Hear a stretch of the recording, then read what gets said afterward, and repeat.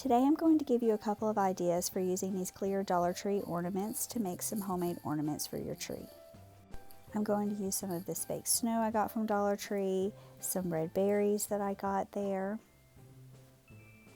I also have a small roll of burlap that I'm going to use a piece from, and some jute string, and then also this scrap of red plaid material.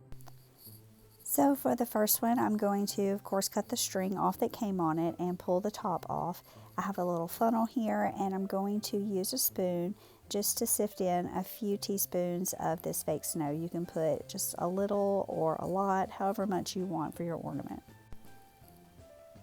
Now I realized that the berries that I had picked out were too big to fit through the top hole, so when you pick your pieces, make sure you get something small enough. So I just cut a little piece of this pick that had some branches and berries, and before I push it all the way through, I'm hot gluing it to the inside top of the ornament topper.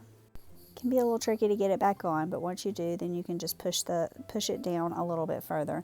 And then I'm going to take some jute string and some hot glue, and I'm just going to start wrapping it all the way around the top of the ornament hanger to hide that silver. I want it to look more rustic, and it might take more than one wrap.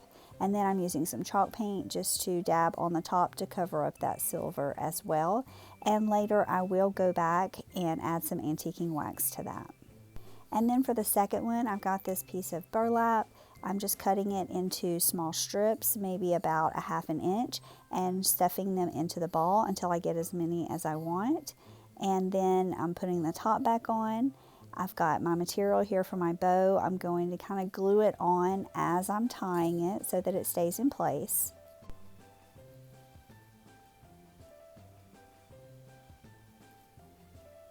These balls are a little wiggly and kind of want to slide around on you, so that makes it a little challenging, but it's still a pretty simple project to do. Once I have it all tied and glued in place how I want it, then I'm going to dab on some chalk paint to the top of that silver piece as well. I'm going to let it dry, and then I'm going to add on some antiquing wax and just kind of rub it around just to make it look a little kind of old, and then looping my string on. And they were both quick and easy to make. Thanks for hanging out with me for a bit. I really hope that this inspired you to try some on your own. There are just so many different variations that you could do to match your personal style or preference or decoration colors that you like to use for Christmas. If you love them, let me know in the comments and share them around so others can see too.